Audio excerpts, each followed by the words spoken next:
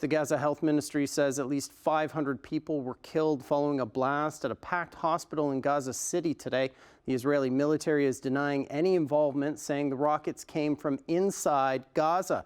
This comes as the besieged enclave continues to endure Israeli airstrikes following that Hamas attack 11 days ago that left 1,400 Israelis dead. More than 3,000 Palestinians have been killed in retaliatory airstrikes since.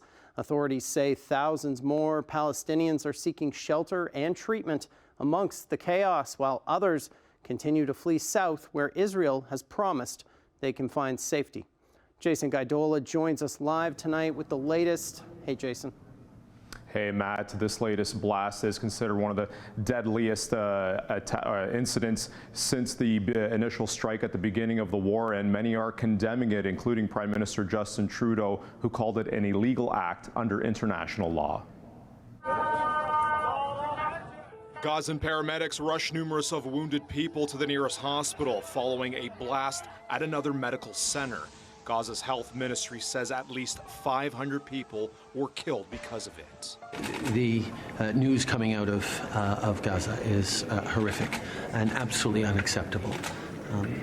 International humanitarian and international law needs to be respected in this and in all cases. There are rules around wars, and it's not acceptable. The Hamas-run ministry says an airstrike from Israel caused the blast, where many had sought shelter from other ongoing attacks. The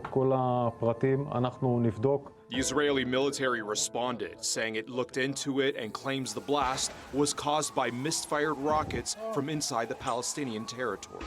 The bottom line is that according to our intelligence analysis and the various systems that we have of air control, etc., indicate that this was a failed launch, and not in general, but specifically by the Islamic Jihad. While a fire continues to burn at the hospital, the UN says 6 others were killed at one of its schools, where thousands were seeking refuge. Commissioner General Philippe Lazzarini said that this is outrageous, and it again shows the flagrant disregard for the lives of civilians. No place is safe in Gaza anymore, not even UNRWA facilities, he warned. According to Gaza officials, the latest incident adds to a death toll of more than 3,000 Palestinians and hundreds unaccounted for who may be under rubble across the Strip. In reality, civilians have nowhere to go, nowhere to escape the bombs and missiles, and nowhere to find water or food or to escape the unfolding humanitarian catastrophe.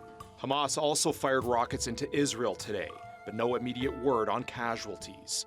But since the initial Hamas attack on October 7th, 1,400 Israelis have been killed.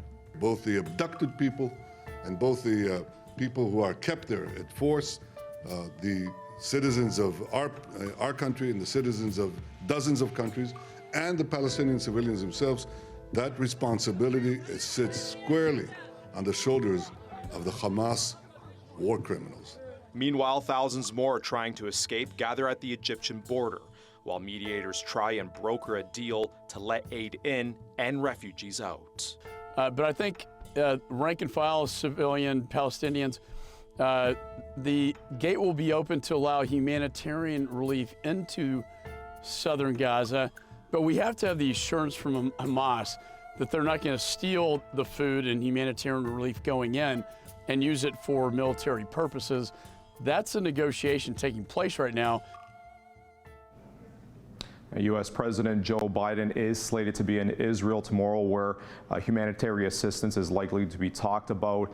The Palestinian Authority president was also slated to meet with Biden as well, but ever since the incident today at the Gaza hospital, he canceled that meeting.